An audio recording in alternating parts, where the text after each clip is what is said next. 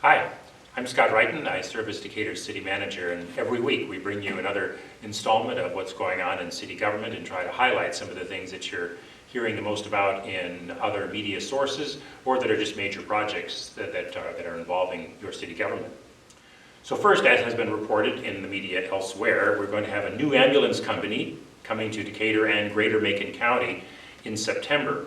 That company is called Abbott EMS GMR. This is a national company with a presence in 40 states, more than 36,000 employees, and they provide a full range of public safety services, not just EMS transport. So by awarding a license to Abbott EMS GMR, we're bringing to Decatur that same access to personnel, to resources, to equipment, and to an experience that goes back to a company that started in 1996.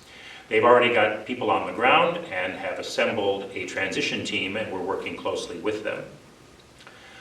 I know that one of the questions that maybe some people had is that why only one license as opposed to two or more, since we had applications from 4 different ambulance providers. And that was something that the ambulance working group and certainly the city of Decatur that ultimately made the decision gave a lot of attention to. For more than 50 years, the city of Decatur has been served just by one ambulance company. And although that's worked out okay, there's always the vulnerability, a vulnerability that has surfaced and shown itself with their scheduled departure. But what happens when that one ambulance company goes? You don't have another one who's here to at least pick up the slack until alternate arrangements can be made for that other company to expand into larger territory or to bring in a second company. Alternatively, there's a lot of advantages to having only one. You don't have issues about dispatch territories. In fact, a lot of the dispatch issues become easier, and it's more economically viable, oftentimes, especially for metropolitan areas that are smaller than, say, Sangamon County or Champaign and Urbana area that are nearly twice as large as the Greater Macon County area and are able to financially support 2 ambulance companies. So how did we evaluate that? Well, at the end of the day, what we really wanted wasn't necessarily one ambulance company or 2 ambulance companies. What we wanted is an arrangement whereby Greater Macon County gets access to the number of ambulance rigs that it needs. And Abbott EMS GMR is providing 6 frontline ambulances and two standbys. Each of the other applicants offered different numbers. None of the applicants was exactly the same in what they were offering to provide, and some did not have enough ambulance depth that we would have had to add multiple ambulance companies. So at the end of the day, it was what company or companies gives us the coverage that Greater Macon County area needs, a service and population area of about 110,000 persons. And it was the most efficient service delivery turned out to be only one. So as we realized that, the next question became, okay, how do we make sure that the vulnerability of only having one company is minimized in some way? So we added some additional terms, which we're allowed to do, to the license to deal with that. For example, by saying that the company has to give 9 months notice. DAS had no such requirement of having to give notice of their departure.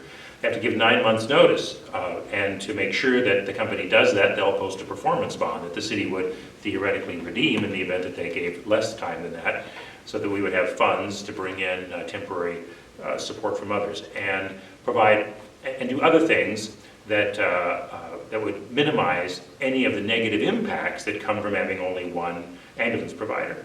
Another example of that is to add language to the license that allows us to bring in a second ambulance company to augment the coverage and provide for the needs of Decatur and Greater Macon County in the event that the one licensee who does get the license is somehow, for reasons unexpected, not able to meet the demand and has too long of response times. So adding language like that mitigated any of the downside of having only one licensee and still maximizing the advantages. But in the end, the final analysis is who brings the right mix of rigs and the number of rigs necessary to meet the demand, and which one is the best fit for the community in terms of our needs and the experience, the resources, and the equipment, and in the end, that decision that is the best public interest, life, safety, and welfare interest of the community was Abbott EMS GMR. Second topic I want to talk with you about today is that last Monday, the City Council approved an amendment to an existing contract we have with ADM with regard to how and to what extent they draw raw water out of Lake Decatur. Other than the City of Decatur, only ADM is authorized to draw raw water in any large quantities out of Lake Decatur. They draw between 16 million gallons a day out of Lake Decatur for their industrial process. By comparison, the City of Decatur, down at its South Water Treatment Plant, down there near the dam, draws out between 18 and 19 million gallons a day for servicing everybody else, all of our other customers combined. So they withdraw a great deal of water from Lake Decatur to support their industrial presence and their manufacturing operations here in Decatur. But we saw an opportunity with ADM to take this unique resource we have, which is the old North Water Treatment Plant, which we sold to ADM, which they use then to draw water out and to treat it, not to drinking water standards, to what's called non-potable water, and then they use that in their industrial process, to make that available to other companies and to use that non-potable water distribution system as an economic development incentive to draw more jobs to Decatur in the future. Bringing in Overfeed, which will break ground later this year, is one of those companies that, while a separate company, is synergistic with ADM and will need non-potable water for their processes. Earlier this week it was announced that LG Chem, a Korean-based company, will build 2 plants here in Decatur that will also need non-potable water for their industrial processes. And we are in negotiation with several others who they may or may not be synergistic with ADM, but they bring new jobs and new investment to Decatur. And if we can say to them and others, here is another reason why you should come to Decatur, besides the fact that we have abundant water supplies and sewer capacity and transportation infrastructure access and great broadband and a great workforce. In addition to all those assets, we can also say if you need cheaper non-potable processed water, we can have that for you too through this arrangement, especially if you locate up in that northeast quadrant of the city where most of those manufacturing operations take place. So this can be a game changer for our economic development efforts and our efforts to bring more jobs and more investment to Decatur.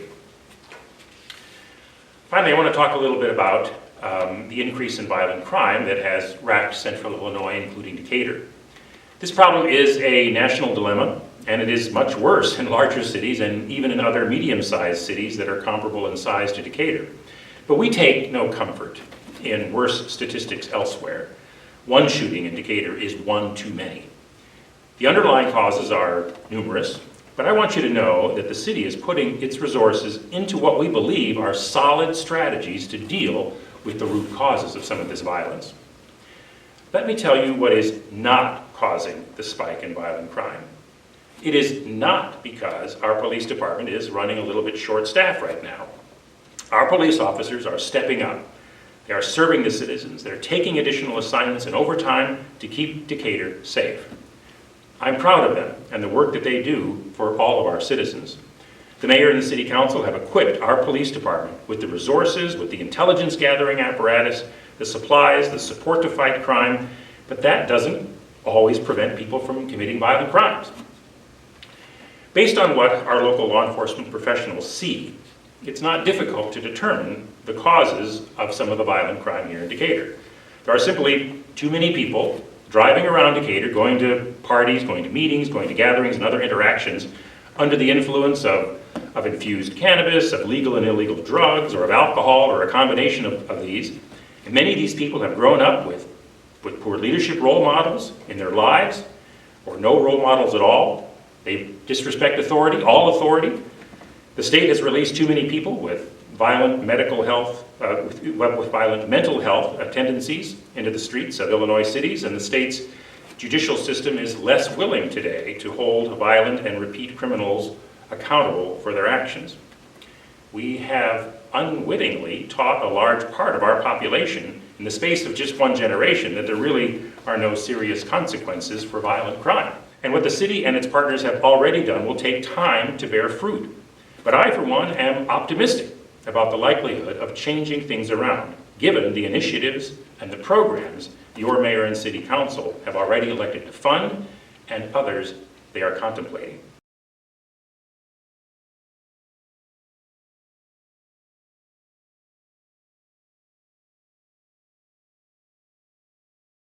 Thank you for tuning in, and we'll look forward to talking with you some more about what's going on in other city programs and departments next week.